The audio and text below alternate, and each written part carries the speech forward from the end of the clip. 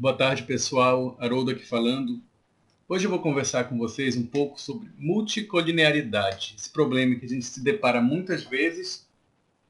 E eu vou falar para vocês um pouquinho de multicolinearidade, é um assunto mais complicado de se falar. Eu realmente não me considero alguém que entende muito bem multicolinearidade. O que eu faço quando eu encontro multicolinearidade? Como eu faço um diagnóstico dela aqui nos genes? Bem, quando a gente faz muitos processos biométricos, como análise de trilha, regressão, índice de seleção, cálculo de distâncias genéticas, a gente usa uma matriz inversa. Por exemplo, análise de trilha você pode usar uma matriz de correlação genotípica ou fenotípica, índice de seleção você usa uma matriz de correlação fenotípica, cálculo de distância você usa por exemplo, uma Mahalanobis, você usa a inversa da sua matriz de covariâncias do erro. E quando você inverte essa matriz, a multicolinearidade pode gerar um problema. O que é essa multicolinearidade? São relações que existem entre as suas variáveis. Ela existe, pode ser mínima ou pode ser muito severa. E uma vez que você tem essa multicolinearidade entre um par de variáveis ou várias variáveis, ela pode levar a sua matriz a não ter inversa, porque a determinante dessa matriz pode ser zero. Muitos procedimentos usam essas matrizes inversas, então a gente precisa detectar essa multicolinearidade e saber o que fazer com ela para a gente continuar com o nosso trabalho. Bem, uma matriz porque se vocês prestarem atenção, na maioria desses cálculos biométricos, a gente usa matrizes de correlação fenotípica. Quando a gente estima uma matriz de correlação genotípica, ela pode perder algumas propriedades e não ser uma matriz de correlação. Então, sim, a matriz de correlação tem propriedades dela. Uma matriz de correlação precisa ser simétrica, todos os autovalores têm que ser maiores ou iguais a zero, e ela tem que ser positiva semidefinida. Por exemplo, se eu tiver calcular uma matriz genotípica e algum autovetor for zero,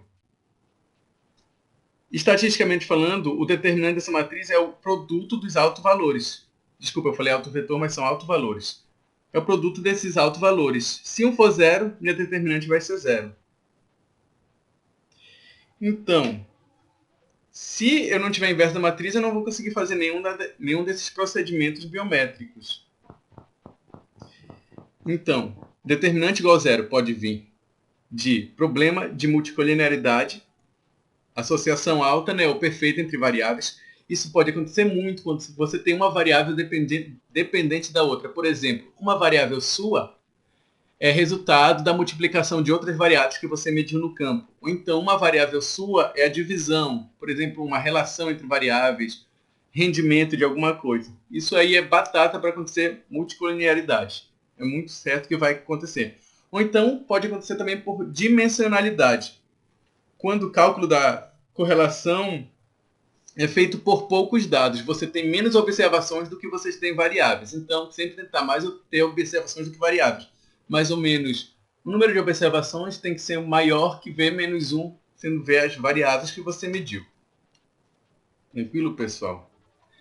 Então, já sabendo que essa multicolinearidade pode dar problemas para a gente, aqui no Gênesis a gente tem uma opção de checar se a minha matriz tem multicolinearidade. Desculpa a dicção. Como eu vejo isso? Aqui em matrizes, pessoal. Matrizes. Terceira opção, ó, diagnóstico de multicolinearidade. Ele vai abrir aqui, ó.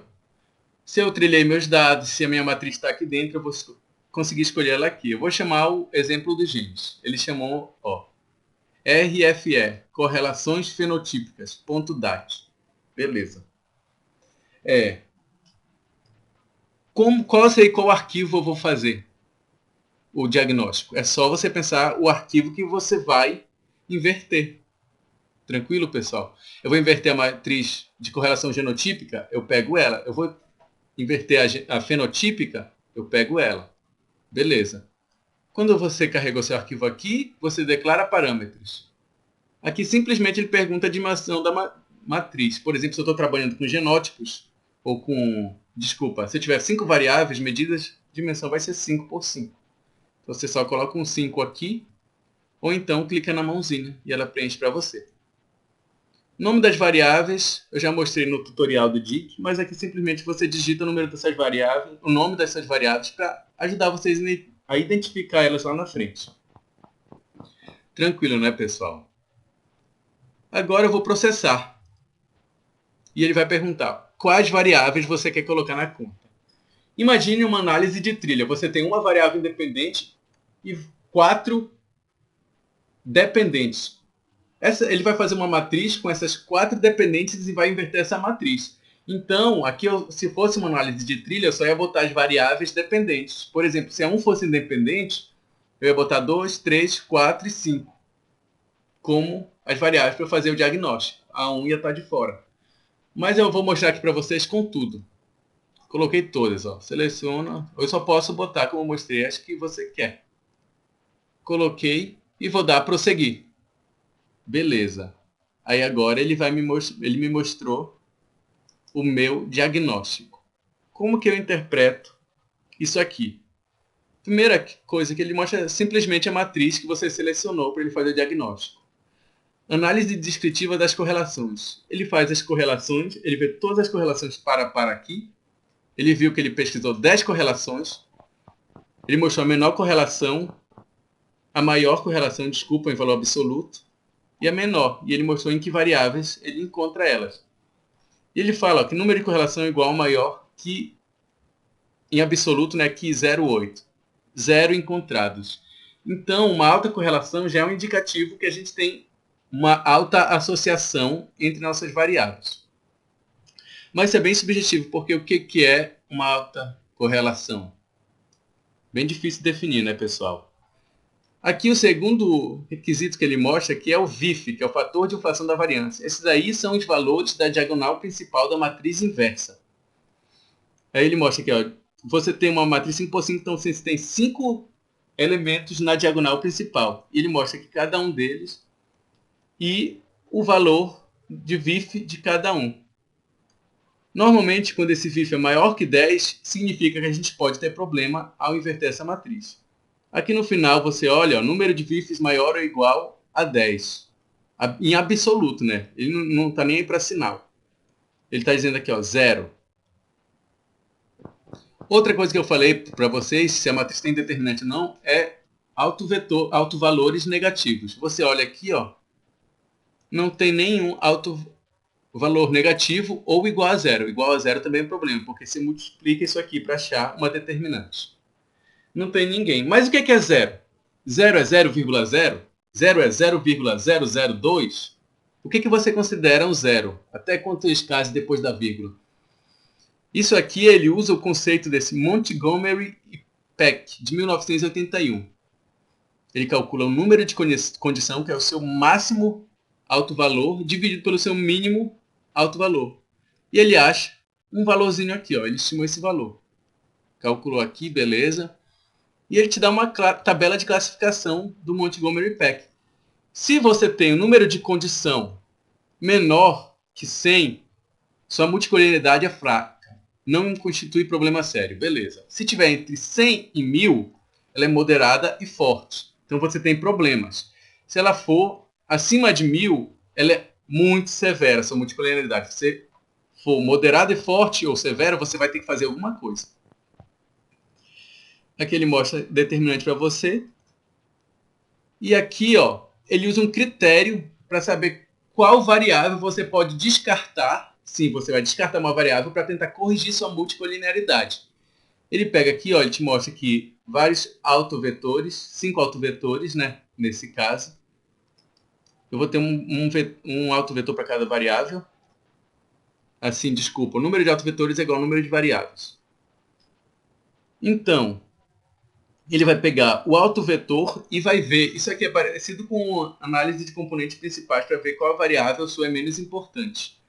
Ele vai ver aqui, ó, no último autovetor, o maior valor em absoluto. Por exemplo, o maior valor aqui é 0,74. Então, essa é a variável importante no autovetor menos importante. Então, ela vale muito em nada. Então, ele diz que provavelmente você pode tentar tirar a 3 e tentar corrigir. Aqui embaixo ele mostra ordem das variáveis de maior peso nos últimos autovetores. 3, 5, 2. Então, essa aqui vai ser mais ou menos a ordem que você vai tentar excluir suas variáveis. Então, pessoal, aqui eu sei mais ou menos o que eu vou fazer. Então, eu tenho que eliminar a variável 3. Eu posso eliminar? Não posso eliminar, aí vai de cada um de vocês de conhecer que variável é essa.